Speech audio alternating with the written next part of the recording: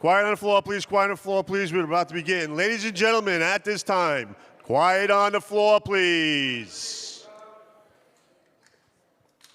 At this time, please place all electronic devices to vibrate. Mr. Majority Leader.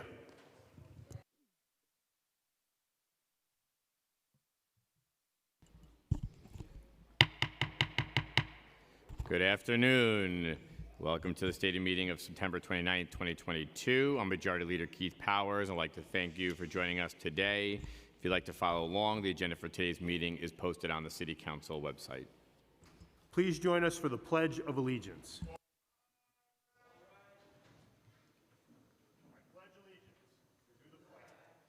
United States of America, and to the republic for which it stands, one nation, under God, indivisible, with liberty and justice for all. Roll call. Abreu. Present. Ariola. Here. Aviles. Ayala. Here. Barron. Botcher. Here. Brannan. Here. Brewer. Here. Brooks Powers. Here. Caban. Present. Carr. Della Rosa. Here. Dinowitz. Here. Farias. Present. Felice. Gennaro. Here. Gutierrez. Here. Hanif. Here. Hanks. Present. Holden. Here. Hudson. Here. Joseph. Present. Kagan. Krishnan. Here. Lee. Here. Lewis. Here. Marte. Mealy. Present. Menon. Here. Moya. Here. Narcisse. Présent. Nurse. Here. Osei. Present. Palladino. Wrestler. Here. Richardson Jordan. Present. Riley. Present. Rivera. Salamanca. Present. Sanchez. Shulman. Here. Stevens. Here. Ung. Present. Velazquez. Vernikov.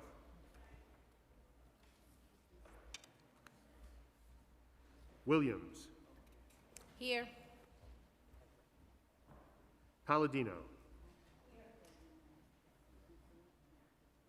Wand. Yeager. Here. Borelli. Here.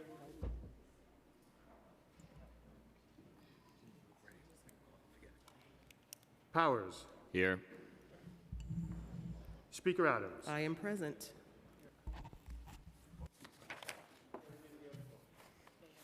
Thank you. We'll now have today's invocation, which will be delivered by Pastor Mallory Jean Pierre, Senior Pastor at Baraka Baptist Church, located at 9602 Flatlands Avenue in Brooklyn.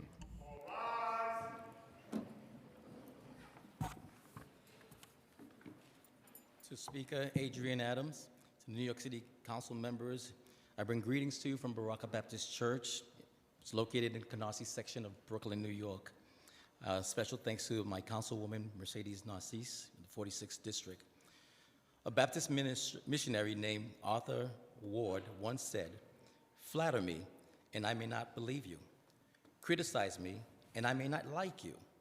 Ignore me, and I may not forgive you. But encourage me, I will not forget you." Today, I will not forget this body of New York City Council because you have encouraged me. As a Haitian pastor of one of the largest Haitian churches in New York City, you've encouraged me in 3 ways. I am encouraged because there are 4 Haitian American council members in this chamber: CHA Osei, Councilwoman Rita Joseph, Councilwoman Farrah Lewis, and my very own Councilwoman Mercedes Narcisse. I am encouraged. The second reason I am encouraged is that the Haitian American council members were all appointed to chair positions. That is very encouraging. And the third reason I am encouraged is because this body, the council members, on August 11th, the day after my birthday, passed the historic maternal health package. This is amazing, and I am so proud of you. I thank God for you. I'm more encouraged because this bill that was passed helps the Haitian women in New York City specifically, and more so because they have the highest rate of maternal morbidity than any other race and any other woman. I am grateful. So I want to encourage you as you've encouraged me, because they say hurting people hurt people, but I say encouraged people encourages people. And I want to encourage you with Hebrews chapter 10, verse 24 and 25. And let us consider how we may spur on one another towards love and good deeds, not giving up together, meeting together, as some have in the habit of doing, but encouraging one another, and all the more as you see the day approaching. And then the prayer of Moses says, may the favor of our Lord our God rest on us. Establish the works of our hands for us. Yes, establish the work of our hands. Father God, bless this meeting. Bless the council members. Continue to strengthen them that they may do your work. We ask this in Jesus' name. Amen.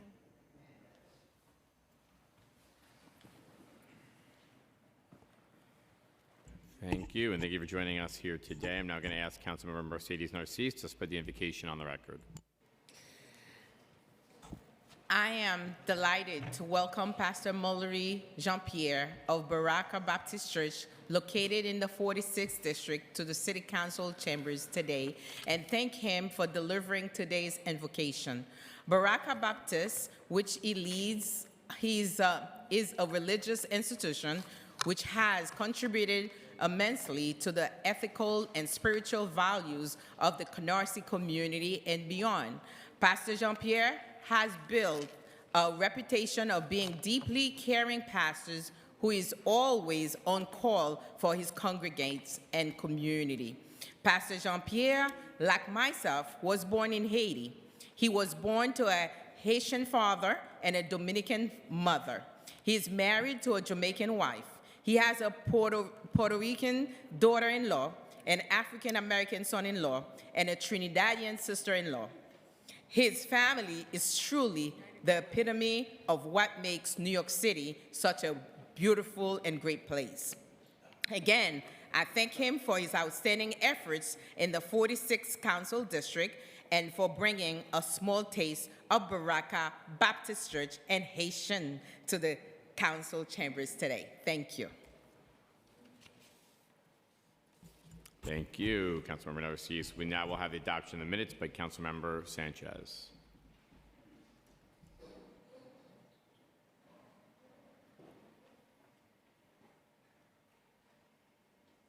Sanchez?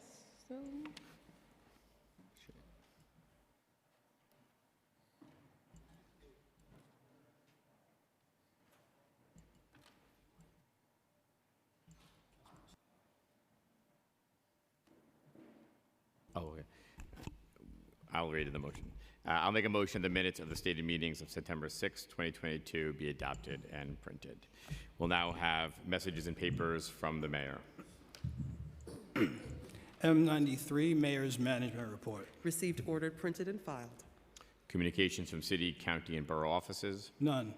Petitions and communications. None. Land use call-ups. None. Thank you. We'll now have communication from Speaker Adrian Adams. Thank you very much, Majority Leader. Good afternoon, everyone. I'd like to begin today by addressing the issues related to the thousands of people arriving in New York City who are seeking asylum from their home countries. Some have been sent from other states here to New York City in political acts that are dehumanizing. These are human beings, many of whom are fleeing desperate economic conditions and political violence. They have been through so much already, and it's important that they are met with the compassion, care, and decency that they have been deprived of. Even before their arrival, our city was already grappling with the housing crisis and high rates of homelessness. There are continuing problems with the shelter intake and placement process, the poor conditions of shelter facilities themselves, and a lack of access to healthy food, safety, and wraparound services. In many ways, the focus on those seeking asylum and how to meet their needs has highlighted the deficiencies in our current processes that must be addressed. Yet the support needs for those seeking asylum is both unique and in some ways common to longtime New Yorkers who require comprehensive support getting back on their feet. It requires the type of coordinated services across agencies that we must make available for all New Yorkers facing significant challenges. Whether it's mental health support, food assistance, or support for school-aged children of affected families. We also know that the city cannot solve this international crisis by itself. We need support and assistance of our state and federal partners to humanely care for the migrants who are arriving in our city. There are employment barriers that must be removed by the federal government, funding assistance from other levels of government, and additional support. As a council, we are focused on identifying the gaps, facilitating the coordination with our government and nonprofit partners, and advancing solutions to ensure that everyone gets the help they need. Through our oversight capacity and other actions, we will work to confront this challenge and meet the needs of those seeking asylum in a comprehensive manner. We have already held one hearing on the issues prevalent in our intake and shelter system. Tomorrow, we will hold another hearing on the various issues that those seeking asylum face in accessing stability in our city. This is a pivotal moment for our city, one that will be watched closely around the world. It's up to us as New Yorkers to show leadership, empathy, and kindness to people who have already endured so much. We will show that we can come together as a city, put aside our differences, and work collaboratively towards solutions. We can demonstrate what New York City is about, our values, and our commitment to all who come here seeking refuge and help. I also want to acknowledge the devastating toll and impact that Hurricane Fiona has caused the people of Puerto Rico, the Dominican Republic, and other Caribbean islands. Puerto Rico is often called New York City's sixth borough because of our long-established relationship with the island and its people. Our city would not be what it is today without the contributions of our Puerto Rican and Dominican communities. That's why our city is responding with such urgency in the aftermath of Fiona.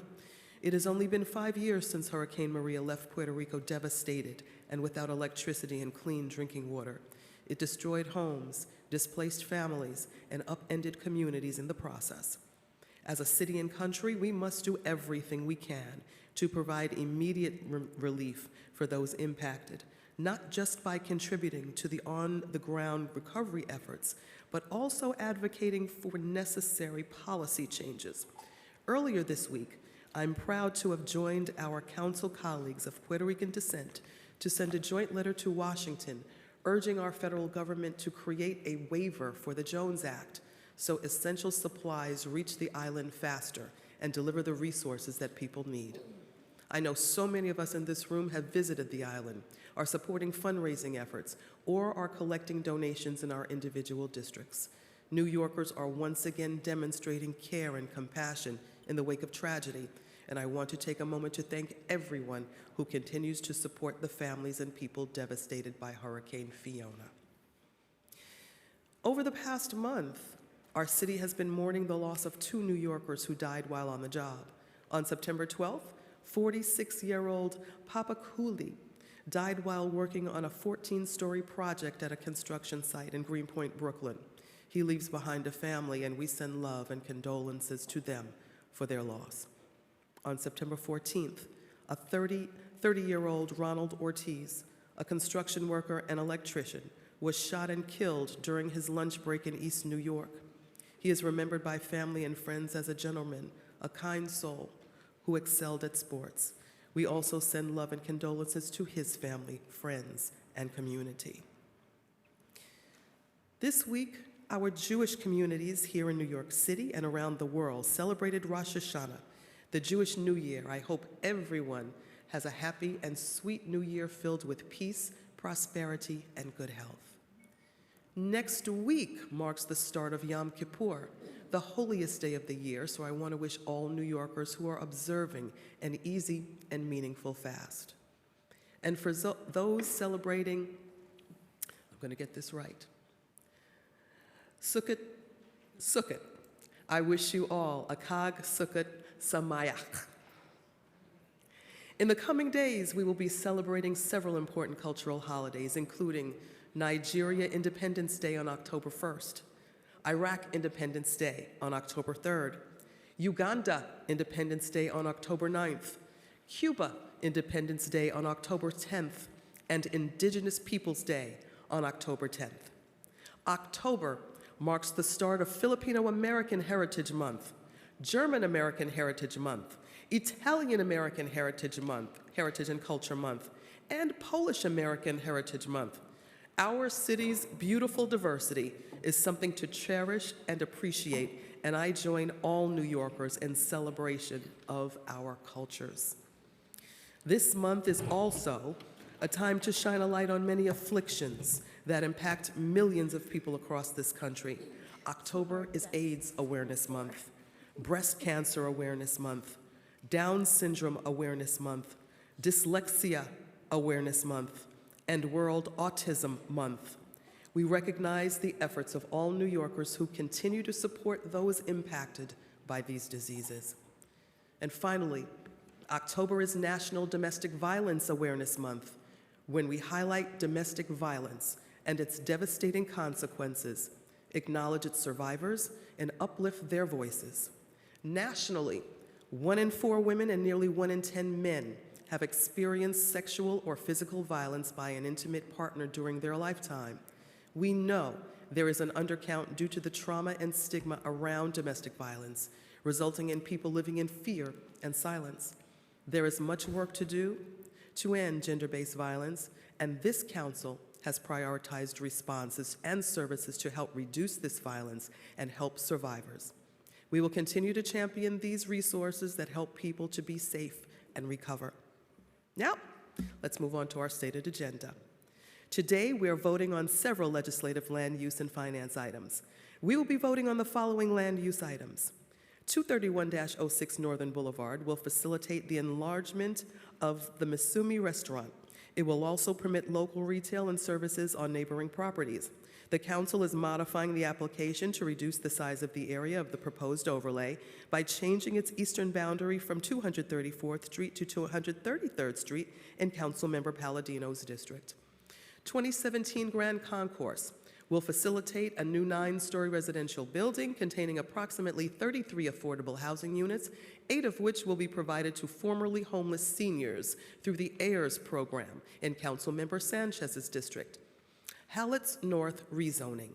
This project in Councilmember Caban's district will facilitate a significant new mixed-use development on the waterfront of the Hallett's Point Peninsula in Northwest Queens. It will include a projected 1,340 housing units, 333 permanently affordable units, 525 parking spaces, 525 bicycle spaces, 1,800 square feet of commercial use, 21,500 square feet of community facility space, and approximately 1 acre of open space, including a waterfront esplanade. The council is modifying the application to map the MIH option to include the deep affordability and amend the site plan to restore the pedestrian walkway to its regulated width of 10 feet. I want to emphasize the commitments that were secured by Councilmember Caban and the council for this project to benefit the entire community. NYCC's Astoria Houses Tenant Association will receive $1 million to benefit its residents. Outstanding. There will be 10,000 square feet of community facility space set aside for Urban Upbound to manage a job incubator program and provide local programming, as well as Zone 126 to use as its new headquarters for $1 in annual rent. Outstanding. There is a labor agreement with 32 BJ SEIU and a commitment to hire an experienced maintenance crew to provide the upkeep of rain gardens, shoreline plantings, and other landscaping in the public promenade. And finally, a partnership with NYC Kids Rise has been established to benefit scholarship programs for local youth. Outstanding. These are tremendous wins for current residents, future residents, workers, the entire community, and our entire city. And I thank Councilmember Caban once again for her work on this important project, along with everyone who played a role, including the local community and our very own land use staff. Thank you all so much for this. Additionally, we will also be voting on the following finance items. Proposed Resolution 306A, which will set October 12, 2022 as the date for a public hearing on legislation to authorize increases in the annual expenditures for 5 business improvement districts: the 5th Avenue bid, the 125th Street bid, the Columbus Amsterdam bid, the Dumbo bid, and the Court Livingston Skimmerhorn bid. We will also vote on a transparency resolution approving new designations and changes of certain organizations receiving funding in the expense budget. Lastly, the Council will vote on the following pieces of legislation today. Intro 116A, sponsored by the Council's Small Business Committee Chair, Julie Menin, would require the Department of Small Business Services to create an online small business one-stop shop portal that includes all permit and license applications, as well as related applicable information needed to open and operate a small business of any kind in New York City. The portal, which would be required to be available in English and 10 other languages, would allow business owners to track the status of their permit and license applications and allow business owners to settle or pay outstanding balances on notices of violation. Next, Intro 383A, sponsored by Councilmember Gail Brewer, would clarify the dates by which a commercial landlord must notify the city if a space has become vacant. The city would then keep a more up-to-date registry of storefront vacancies that would be made available to the public. This bill serves as a continuation of legislation the Council passed at the request of then Manhattan Borough President Gail Brewer, which created a citywide commercial premises registry. Thank you to staff Rachel Cordero and David Seitzer for your work. Finally, a series of 311-related bills from our Technology Committee. Intro 206A, sponsored by Councilmember Sandra Ung, seeks to increase transparency regarding the wait times experienced by individuals who request an interpreter during their calls to the 311 Customer Service Center. It would require the Commissioner of DO-IT to compile and make publicly available a monthly data set, including the wait times in number of seconds experienced by individuals who request an interpreter during their calls to the 311 Customer Service Center. Intro 296A, also sponsored by Councilmember Ung, would require the development and updating of a protocol for identifying the languages spoken by callers to 311 in order to better facilitate requests for interpretation services. The bill would also require this protocol and any subsequent updates to the protocol to be posted to the 311 Customer Service Center website within 7 days after implementation and updating, respectively. The 311 Customer Service Center would additionally be required to report on the implementation of and updates to the protocol. And Intro 240A, sponsored by our Technology Chair, Jennifer Gutierrez, would require that within 30 days of the effective date of the law, city agencies must notify the 311 Customer Service Center of the possible need to add or update a service request category on all 311 platforms. This bill would also require reporting on all such additions and updates and would require 311 to create a publicly available data set, including information on submission of correspondence from the public requesting the addition to or updating of 311 service request categories. Thank you to staff Irene Bayovsky, Brad Reed, Malak Nasruddin, and Janita John. Congratulations to all of my colleagues who will pass this important legislation today. Thank you all for your attention, and now I turn it back into the hands of our Majority Leader, Keith Powers. Thank you, Speaker Adams. We're now going to move into the discussion of general orders. We have 2 people signed up right now. We're first going to hear from Councilmember Palladino. Good afternoon, everybody. And I want to vote yay with an explanation for the expansion of the 23106 Northern Boulevard Commercial Overlay rezoning. Since January, I've hosted meetings with Mizumi, CB11, Douglaston Civic, and the Borough President. I've done my research, listened to all sides, and made the necessary adjustments to arrive at a compromise that benefits everyone. Mizumi is a family-owned, multi-generational small business serving the Douglaston community for many years. The owners initially sought to expand the BSA variance, but that goal was made impossible. After several years, Mizumi changed its course and now seeks approval of the rezoning to establish a C22 commercial overlay within the existing R12 residential district from Mizumi to 234th Street. Through extensive discussion with the community and Mizumi, I have decided to reduce the extent of the rezoning to 233rd Street in order to minimize the potential effects of rezoning. I have also secured a commitment on the maximum size and capacity of this expansion so that it is less likely to cause any disruptions to traffic. My vote today establishes predictable zoning controls on Northern Boulevard.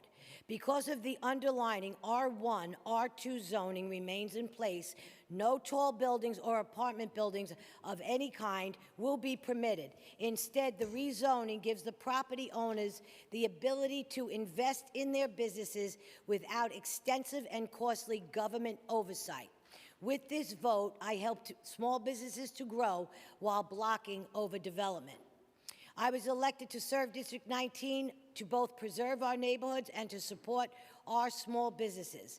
With my vote to approve this commercial overlay with some common sense modifications, we will achieve both goals. I have always practiced transparency in my district. No matter which problems I tackle, I strive at solutions that are best interest to all. I thank you all very much.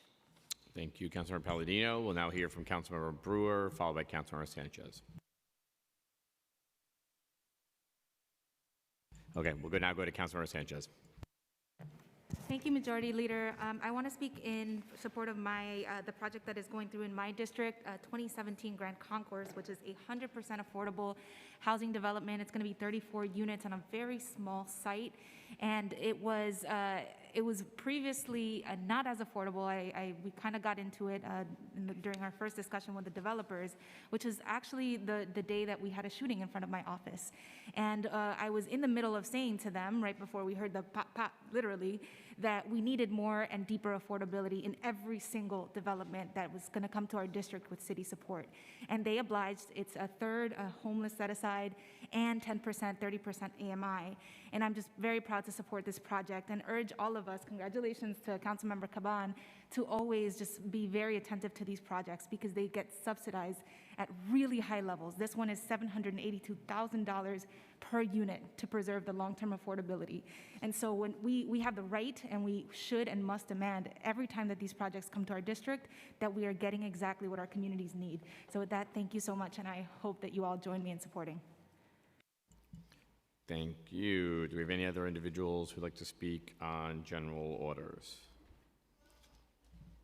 Okay, we'll now move over to the report of special committees. None. Report of standing committees. Report of the Committee on Finance, Reso 306A, Business Improvement Districts. Amended and coupled on general orders. Preconsidered Reso 327, Transparency Reso. Coupled on general orders. Report of the Committee on Land Use, LU 92 and Reso 333, and LU 93 and Reso 334, 2017 Grand Concourse. Coupled on general orders. Report of the Committee on Small Business, Intro 116A, Small Business Portal. Amended and coupled on general orders. Intro 383A, Commercial Property Vacancy Law. Amended and coupled on general orders. Report of the Committee on Technology, Intros 206A, 240A, and 296A, 311 Customer Service Centers. Amended and coupled on general orders. General Orders Calendar, Intro 179A. Laid over. LU 89 and Reso 335 through LU 95 and Reso 339, 23106 Northern Boulevard Commercial Overlay and Hallett's North. Coupled on general orders, and I now ask that the clerk take a roll call vote on all of the items coupled on today's general orders calendar. Brooks Powers. Permission to explain my vote. Go ahead. First, I'd like to vote aye on all, but I did want to take a moment to recognize a member of my team who will be departing tomorrow, Alex Hunter. Alex has been an instrumental part of my team since almost the very beginning, and I'm excited for his next chapter, and I thank him for his service to the 31st Council District. Thank you. Thank you. Did you vote? You did, okay. Thank you. Williams. I also vote aye on all, and I just wanted to wish my chief of staff a very happy birthday. Happy birthday, Ashley. Salamanca.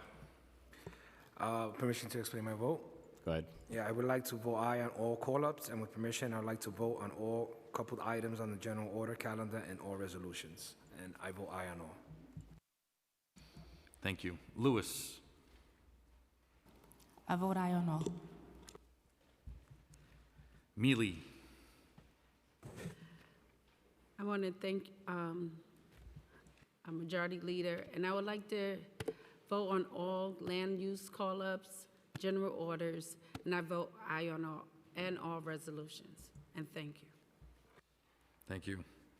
Borelli. Thank you. No on preconsidered Reso 327 and Intro 383A. Thanks. Aye on the rest. Thank you. Abreu. Aye on all. Ariola. I'd just like to mention that on October 10th, it is also Columbus Day, which is celebrated by a majority of the 800,000 Americans of Italian descent here in this city and in the 5 boroughs. For my vote, I vote aye on all except for Reso 327 and Intro 383A, in which I vote no. Thank you. Aviles. Aye on all. Ayala. Aye on all. Barron. May I be excused to explain my vote? Go ahead. First, I want to, through full disclosure, my son, Jelani Johnson, works for Brick Arts Brooklyn, Inc. And I want to commend Councilmember Sanchez for sticking with the battle to make it 100% affordable. So I want to commend her for that work. I saw what she had to go through, and this is what we really need to be doing. And I'm voting no on the Hallett's North and Caban's district because while we talked about all of those other things, which are wonderful, only 10% of the units will be at 30% of the AMI, 10% of the units will be at 50% of the AMI, and 75% of the units will be market. And that's not my idea of affordability. And so I think we need to do better and not go for the other set decorations when the fundamental part of it is for affordability. This is how our communities are gentrified. So I vote no on that item and aye on all the rest. Thank you. Butcher. I vote aye on all and congratulate the council members who worked on these projects that will help address the housing shortage in New York City. Brannon. Aye on all. Brewer. I vote aye on all. I do want to commend the Columbus Avenue bid on their efforts over many years, and Peter Ants in particular, who's the director. And I want to say Intro 383, which I have the honor of sponsoring, and much thanks to Councilmember Menon, that it went through the committee, is a data information that will help us keep track of vacancies that are in storefronts, a really important piece of legislation that talks about how we can use data sets more significantly. Thank you very much. Thank you. Kaman. Aye on all. Carr. Wish to join my colleague in acknowledging Columbus Day, which is a holiday deeply important to the many Staten Islanders I represent, home to more Italians in Richmond County than any other county in the country. Very proud of that fact as a fellow Italian American. And I'd like to disclose on the record that We are funding CUNY in this transparency resolution, and my spouse is a student at CUNY. And I'll be voting no on preconsidered resolution 327 and introduction 383A, and aye on the rest. Thank you. Thank you. De La Rosa. Aye on all. Thank you. Dinowitz. Aye on all. Farias. I vote aye on all. Feliz. Aye on all. And briefly, we obviously have an affordable housing crisis in our city. I want to congratulate my colleagues who are taking real steps to help resolve that crisis. Thank you. Thank you. Gennaro. Aye. Thank you. Gutierrez. Aye on all. My apologies, Councilmember Gutierrez. Aye on all. Thank you. Hanif. Aye on all. Hanks. Aye on all. Holden. Aye on all except Reso 327 and Intro 383A. And I'm wishing everyone out there a happy Columbus Day. Hudson. Aye on all. Joseph. Aye on all. Thank you. Kagan. Aye on all. Krishnan. Aye on all. Lee. Aye on all. Marte. Aye on all. Menon. Permission to explain my vote? Go ahead. Thank you. Well, first of all, I'm really proud to have my bill Intro 116 being voted on today. I really want to thank the 40 co-sponsors of this bill. This creates, as the speaker said, a one-stop shop portal which will consolidate every city agency permit that a small business needs to open or to operate.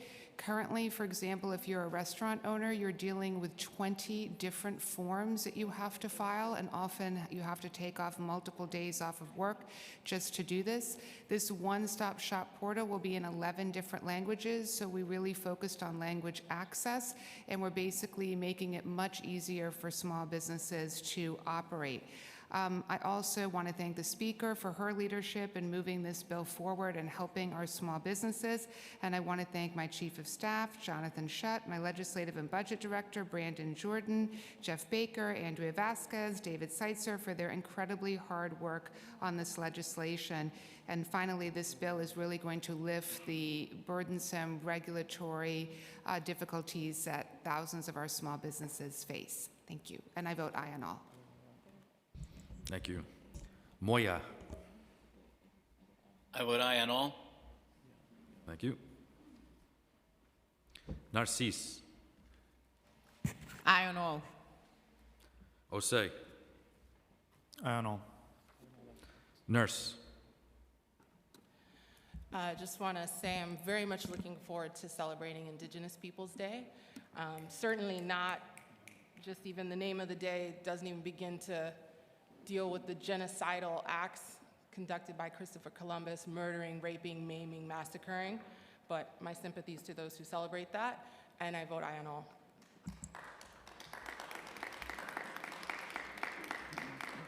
Palladino. Well, I would be remiss if I did not recognize Columbus Day.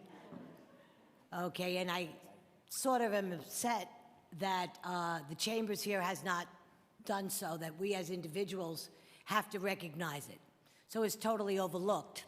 I have a problem with that, but that's okay. I go forward with voting aye on all, except for Reso 327 and Intro 383A. Happy Columbus Day, everybody. Thank you. Wrestler. A lot to follow. Permission to explain my vote. Go ahead. Firstly, I'd just like to congratulate my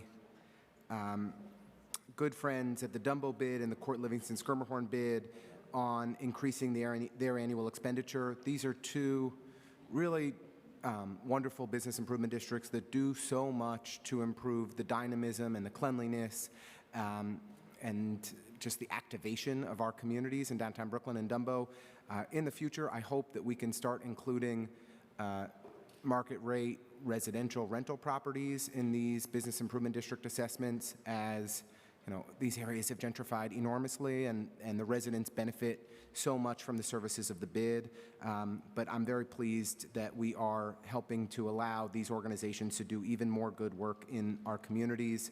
And while I have a great deal of appreciation for the Italian-American community here in New York and across the nation, I think it is wrong that we continue to celebrate Columbus Day, and it is Indigenous Peoples Day that we should be honoring and celebrating these 2 Mondays from now, and hope that we as a chamber can do more to rename places like Columbus Park in downtown Brooklyn to better celebrate the folks who've made contributions to our communities. Thank you.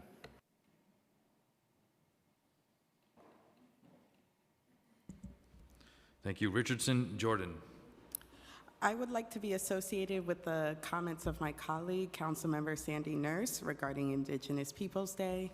I would also like to say that there's plenty of folks we should bring into the light, including many Italian Americans, those who have done good.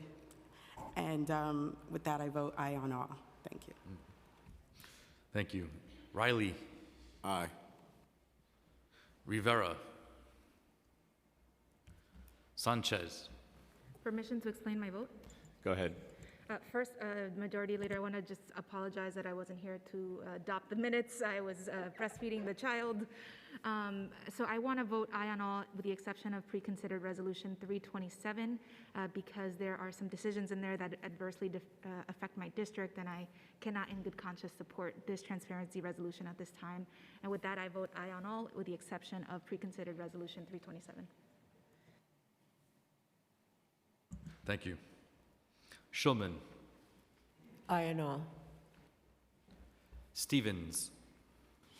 I vote aye on all, and I would also like to wish Deputy Speaker Diana Ayala a happy belated birthday. Oh, happy birthday to you. Happy birthday to you. Happy birthday. Councilmember Ung. Aye on all. Velasquez. Aye on all. Vernikov. Aye on all except no on preconsidered Reso 327 and no on Intro 383A. Thank you. Thank you.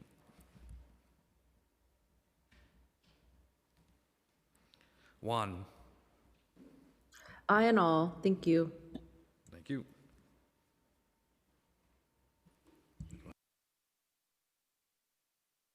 Yeager. May I be excused to explain my vote? Go ahead. Thank you very much. I'm not going to wish anybody any kind of happy anything. Instead, I'm going to talk about the taxes that we are on a march towards raising today. Now, you may not notice that if you take a look at the agenda because it's hidden. It's a hidden tax on people all across the city, and it's the rubber stamp that we wield when we say, let's set a public hearing for the increase in the annual expenditure that a number of bids are going to spend. I love a good public hearing just like anybody else. It's a lot of fun. 14 days from now, people all across the city will be invited by a publication in a newspaper of record that any of these 5 bids choose to come here into this building, go into that room next door at 10 o'clock in the morning and tell us why they don't think they should pay anymore. How many people do we really think are going to show up? Bids are wonderful. I've said this before, they're there to pick up the slack for where the city has failed neighborhoods. So the bids get created, and then the tax goes on people's bills. They have to pay it. They don't get a credit against the property taxes that they're already paying. There are bids that we're doing the march towards acceptance. And make no mistake, this is a rubber stamp. This is, we're setting a public hearing, but we're going to pass it. The increase is going to happen. It's not like, in a couple of weeks we're going to come back and say, oh no, we're not passing any increase. It's happening. One of these bids, I'm sure they do wonderful work, $8 million is how much they're going to spend. Another one is $1.8 million. The money's coming out of people's pockets. We talk a lot about how we don't raise the tax rate in the city. We haven't increased the tax rate on the property taxes, but this is a hidden way to do it. So I'm going to vote no with respect to my colleagues who love these bids, and I love them too, but I don't love the taxes that they take out of people's pockets. No on Resolution 306. I also vote no on introduction 383, consistent with how I voted on the underlying statute, and I abstain on resolution 327. Thank you very much. Thank you.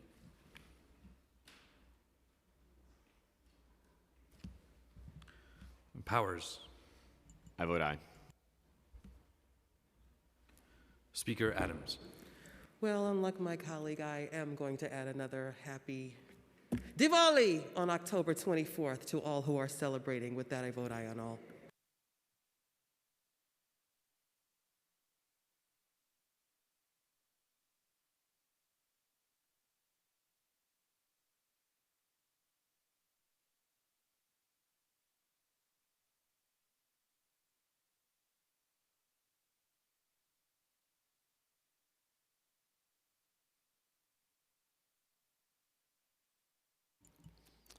All items on today's general order calendar are adopted by a vote of 50 in the affirmative, 0 in the negative, 0 abstentions, with the exceptions of Intro 383A, adopted by a vote of 43 in the affirmative, 7 in the negative, 0 abstentions. Resolution 327, adopted by a vote of 42 in the affirmative, 7 in the negative, and 1 abstention. Land use items 90, 91, 94, 95, and accompanying resolutions, adopted by a vote of 49 in the affirmative, 1 in the negative. Resolution 306A, adopted by a vote of 49 in the affirmative, 1 in the negative, and 0 abstentions. We'll now move into the introduction and reading of bills. All bills have been referred to committees as indicated on today's agenda. Thank you. There are no resolutions on today's agenda, so we're now going to move into general discussion. We'll start with Councilmember Kagan. Thank you, Majority Leader Powers, for the opportunity to speak. For too long, New York City Housing Authority has avoided having to answer for the abysmal response times for housing residents' concerns. I have seen on multiple occasions service requests be marked resolved, while nothing had been done. Meanwhile, some property managers seemingly go out of their way to avoid addressing residents' issues, concerns, taking weeks, if not months, to make even the simplest fix. It's unacceptable that residents have to wait for so long to get even the most basic services, and NYCHA must be held accountable. That is why I'm introducing today Intro 724, requiring NYCHA to report on their responsiveness to tenants' complaints and service requests. These requests cannot be left unanswered and cannot be put on a back burner, and NYCHA must address these issues in a timely manner. I urge all my colleagues to sign on Intro 724 and hold NYCHA accountable for their mistreatment of tenants. Thank you. Thank you. We'll now go to Councilmember Lee, followed by Councilmember Brewer.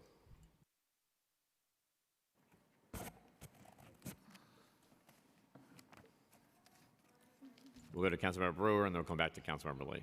Okay.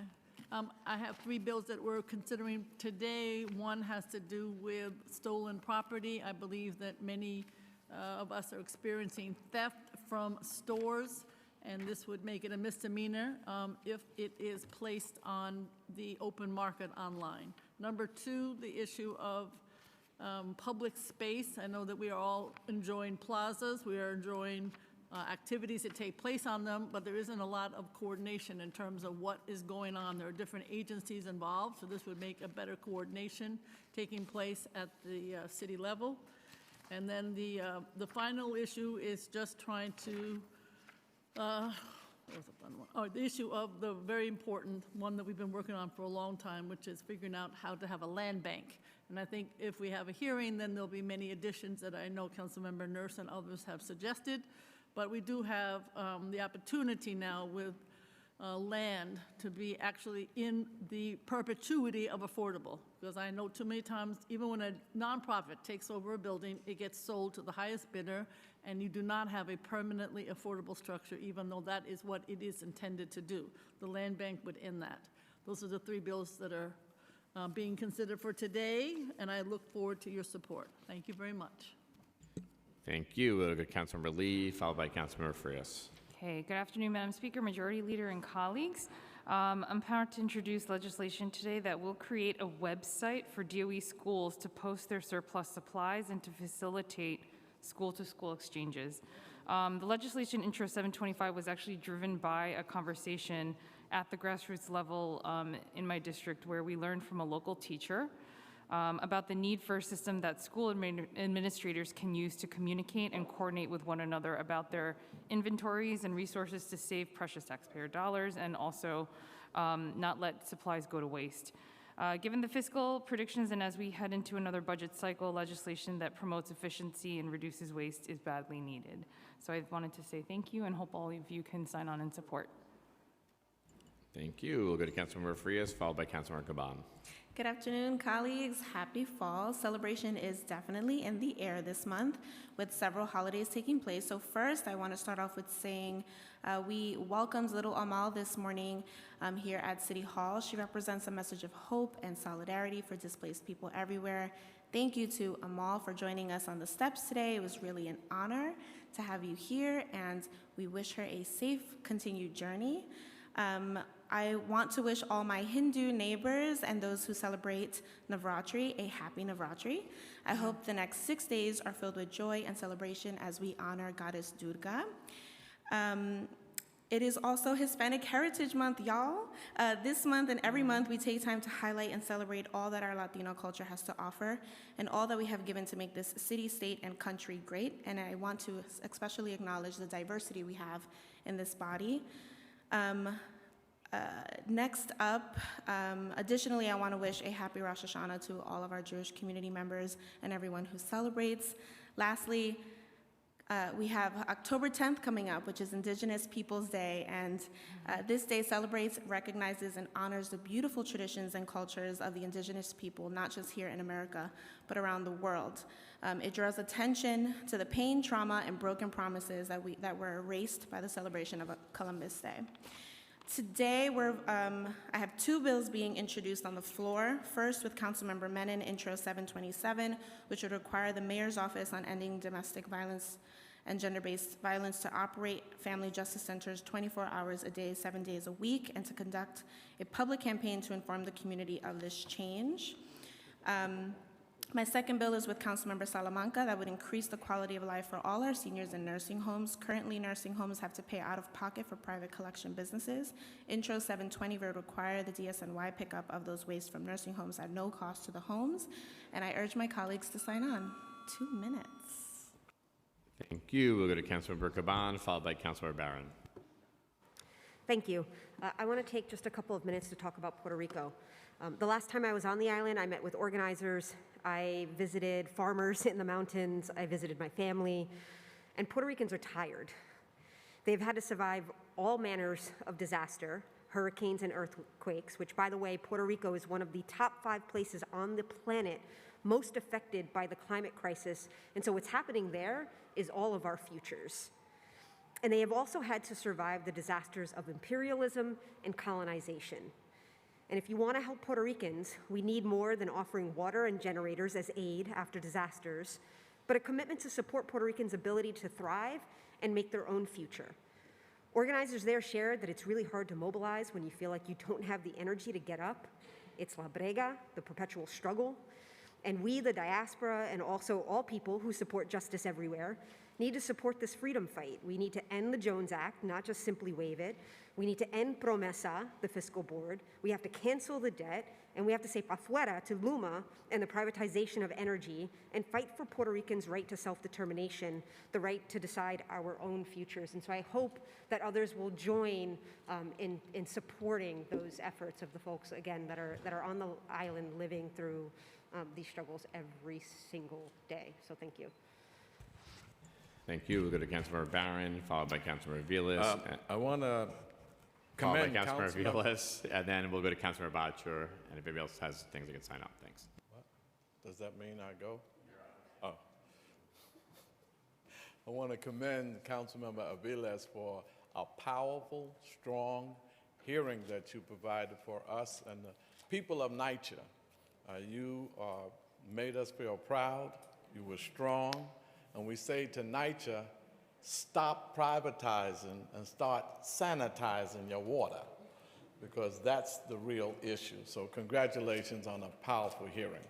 As far as Columbus is concerned, most historians said he never stepped foot on American soil. Most historians said he left Spain on the Nina, the Pinta, and the Santa Maria and went to Hispaniola, where he raped, murdered, was a racist colonizer, and even if you're Italian, you should not celebrate a colonizing, racist rapist. And we should stop lying to our children. Columbus did not discover America for two reasons. One, he never stepped foot in America, and two, you can't discover a place where people already exist. And if you could do that, then I'm discovering Manhattan. It never happened. We should not celebrate Columbus. And some people say, let's do both. No, not a colonizing, rapist, murderer should not be celebrated. Thank you. We'll now go to Councilmember Vilas. Finally, we'll hear from, and then after that, we'll hear from Councilmember Bottro. Colleagues, I emphatically support Councilmember Caban's remarks and Councilmember Barron's remarks.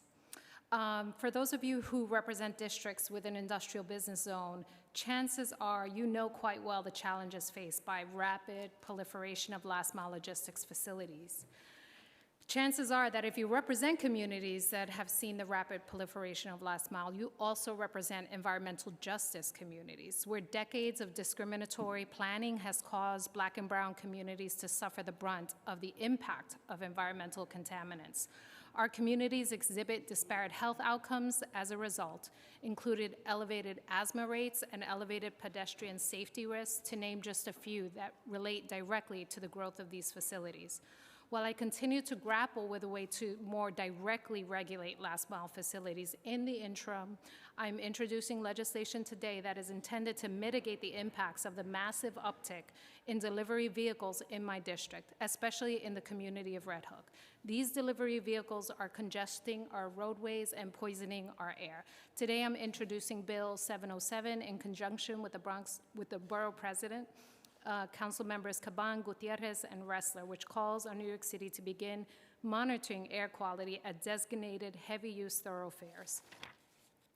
I'm also going to be introduce Intro 708 calls on the DOT to undergo a redesign and to improve safety, reduce congestion, and mitigate harmful impacts and emissions that are continuing to have community health and well-being impacts. I urge all of my colleagues to sign on to engage in conversations around the impacts of these incredible facilities. And lastly, I want to thank my colleagues for their support of Puerto Rico and the Dominican Republic, and to call attention to the island of Cuba, who also was battered by a storm, Hurricane Ian. Please support Cuba. Please support the resolution to lift the embargo and end the travel ban. The Cuban people need our support. Thank you. We're going to hear from Councilmember Bottro and then Councilmember Ose. Illegally covered up license plates allowed drivers to evade camera tickets 1.5 million times between March of 2020 and January 2022. But the only reason we know that is because of a Freedom of Information Act request filed by the city, the publication The City. That information should be made publicly available so we know more about the issue that we're trying to solve for. So today I'm introducing a bill that would require the Department of Transportation to post this information publicly and regularly so we can monitor progress on this issue. And I want to wish a happy Indigenous Peoples' Day to my colleagues. Thank you. And finally, we'll hear from Councilmember Ose. Thank you so much, Majority Leader. I do want to echo the sentiments shared by our speaker at the beginning of this stated meeting in regards to New York City's handling of the migrant crisis. As many of us all know, conservative governors across this country that tout the words of Jesus Christ in the Bible are sending migrants to New York City with expecting us to turn them away or treat them poorly. Last Friday, I had the privilege to go on an unannounced tour of a shelter within my district with Councilmember Hudson, and it was I was fairly impressed with the work that was being done by the provider there. Brooklyn is also bearing the brunt of the influx of migrants. Thus, the resources that we have are quite limited. So I'm hoping that the leadership in this council, all of our colleagues in this council, as well as colleagues in government, continue advocating for resources from the state and federal level to keep our migrant neighbors safe and provide them with the resources that they need to get back on their feet. But I'm very proud of New York City for doing what we're doing in terms of handling the crisis. It's not perfect, but we're getting there. Thank you. Thank you. And I believe last we'll hear from Councilmember Feliz. Thank you, Majority Leader. I want to take a second to briefly talk about the gun violence crisis affecting our city. I'm looking at the numbers now. This year, we've had 1,246 shooting victims. 1,246 people who will live the rest of their lives with so much trauma. Not only the victims, but their families. Our families deserve safety regardless of their income, regardless of the neighborhood that they live in. If we don't have safety, nothing else matters. I visited so many of my schools in my district, and the issue that consistently comes up is safety. And how can our children feel safe? And how can our children focus on school if they don't feel safe? How can children take advantage of opportunity if they don't feel safe? If they feel that a shooting can happen any second? As I mentioned in the last stated meeting, there's a park in my district, received the most state-of-the-art renovation that I could imagine, $15 million in renovation. And the people in that community, the families in that community, and the children in that community could only see that park from a distance because there's shootings and there's gunshots ringing on a nightly basis. Everyone deserves access to safety, regardless of the income or neighborhood that they live in. Again, 1,246 shootings this year in the city of New York. That is wild. That is crazy. We need to be asking ourselves many questions. One of the questions that we've been talking about is, where are these ghost guns coming from? That is one question that we've been asking ourselves. Where are they coming from, and what can we do to stop them? But another question that we need to ask ourselves, this year we've seized approximately 4,500 guns in our streets. The second question that we need to be asking ourselves is, why are people feeling so comfortable carrying these weapons? Weapons that we know that are dangerous, and weapons that we know could and are being used to cause the worst harm that any family can imagine. Yesterday, the first shooting, if I could just use 10 more seconds. Yesterday, the first shooting in my district happened at 6 a.m. The next one happened a minute away from a school at 7 a.m. No family deserves to live like this. Thank you. Thank you. I now call on Speaker Adrian Adams to close today's stated meeting. I thank all of my colleagues for their attendance and participation. Thank you. The stated meeting of September 29, 2022 is hereby adjourned.